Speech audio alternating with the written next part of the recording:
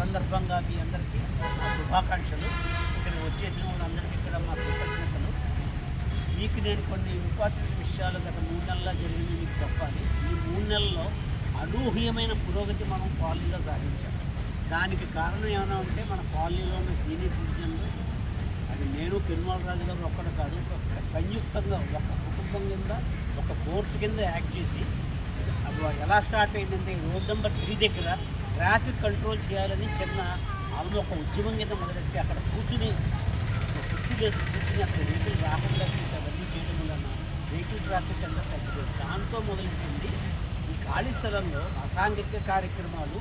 Covid దగ్గర నుంచి మనం ఏం చేసామంటే పొరపాటు బయటికి రావడం, కోవిడ్లో ఉన్న నిబంధనలు మనం బయటికి రావడం, అన్ని కాలనీలో వాళ్ళు వచ్చేసి గంజాయి వాళ్ళు వచ్చి, మత్తుమందు వాళ్ళు వచ్చేసి, సిగరెట్లు తాగే వాళ్ళు వచ్చి, అమ్మాయిలు తీసుకొచ్చిన వాళ్ళు వచ్చి మొత్తం ఆ ఖాళీ స్థలాన్ని సర్వీస్ కోసం తగలేసి కాలనీలోకి ఈ ఏరియాలోకి వెళ్ళాలంటే రాత్రులు ఆ రోడ్లో వెళ్ళాలంటే భయం. అప్పుడు మేము ఏం చేసామంటే ఒక పీజీఆర్ఎస్ కంప్లైంట్ పెట్టి కలెక్టర్ గారికి, కమిషనర్ గారికి, ఎమ్మెల్యే గారికి అందరికీ చెప్తే ఎంత చక్కగా సడన్గా ఒక యాక్షన్ జరిగిందంటే జీబీఎంసీ వారు, ముఖ్యంగా ఈ విషయంలో నేను కమిషనర్ కేతన్ గారిని, మన ఎమ్మెల్యే వెలగపూడి గారిని, శివప్రసాద్ గారు మన జోనల్ కమిషనర్, ఈ రోజుకి ఇక్కడ తరచు కాలనీకి వచ్చి ఆయన ఎన్నో పనులు చేస్తుంటారు. వాళ్ళ దయతోటి మనకి ఫెన్సింగ్ పడింది. ఈ ఫెన్సింగ్ పడ్డం వలన రేపు పొద్దున పార్కు ఎవరిది ఏమిటి మనకు అనవసరం.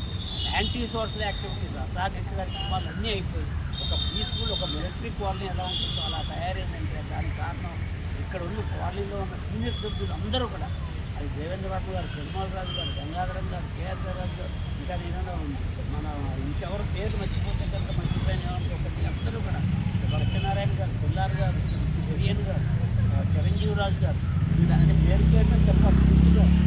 వీళ్ళందరూ కష్టపడటం వల్లనే బంగారరాజు గారు ఇవన్నీ చేయడం వలన ఇది జరిగింది. ఎందుకంటే మనం యూనిటీగా ఉండాలి, సఖ్యతగా ఉండాలి. ఏ ఒక్కరూ ఇంపార్టెంట్ కాదు. కేసీఆర్ మూర్తిలు, పెరుమాళ రాజు వాళ్ళే జరుగుతుందని ఎవరిని అనుకుంటే పెద్ద పొరపాటు. ఈ మధ్య మేము ఏదైనా పూజ చేసామంటే అందరూ కుటుంబం నుంచి ఎన్ని పనులైనా చేయొచ్చని పూజ చేసాం. మళ్ళీ కాలనీకి ప్రోగ్రెస్ వచ్చింది. కాలనీలో ఇంకా మరి 2 నెలల్లో మేము ఆశించినట్టు అన్నీ జరిగితే ఇంకా కొద్ది పెద్ద పెద్ద డెవలప్మెంట్ జరిగితే మార్చిలోగా మీరు అవన్నీ చూస్తారు. కానీ ఈ సందర్భంగా మిమ్మల్ని కోరేది ఏమిటంటే ముఖ్యంగా కాలనీని నీట్గా ఉంటుంది. ముఖ్యంగా ఆడవాళ్ళని మేము కోరేది అంటే ఇంట్లోంచి తడి చెత్త, పొడి చెత్త వేరేగా సెపరేట్.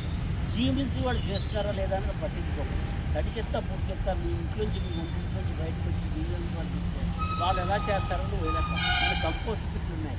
ఈ రోడ్లు ఏమైనా పూర్తిగా పడిపోతే కనుక మళ్ళీ మనకి జాతీయ స్థాయిలో 3 అవార్డులు వచ్చాయంటే మన ఇంప్రూవ్మెంట్గానే వచ్చాయి. అవి మళ్ళీ వేద్దామని మళ్ళీ అనుకుంటున్నాం. అంచేత కాలనీ పరిశుభ్రంగా ఉంచడంలో మాత్రం ప్రతి ఒక్కరికి, ముఖ్యంగా మహిళలను బాధ్యత తీసుకోమని మనం ప్రతి ఏడాది వినాయక చవితి మన పెరుమాళ గారు, దేవేంద్రబాబు గారు, కేఆర్ రవిరాజు గారు, ఆయన పేరు మధ్య వీళ్ళందరూ కలిసి ఎంత బాగా చేస్తారంటే 33 ఏళ్ళ తర్వాత కూడా ఒక ఫ్యామిలీలో జ్ఞానం ఉందంటే మనం మొట్టమొదటి నుంచి విత్తనాలు అలా వేసాం. మనకు గొడవల్లో, ఒళ్ళుల్లో, పాలిటిక్స్లో ఏ పొలిటికల్ పార్టీకి మనం సపోర్ట్ లేదు. ఈ రకంగానే మనం కొన్నాళ్ళ పాటు ఉన్నామంటే ఇంకా మంచి పనులు కాలనీలో జరుగుతాయని చెప్తూ ఇప్పటి వరకు మీరందరూ చేసిన సహాయానికి నేను పెరుమాళ రాజు గారికి కాలనీకి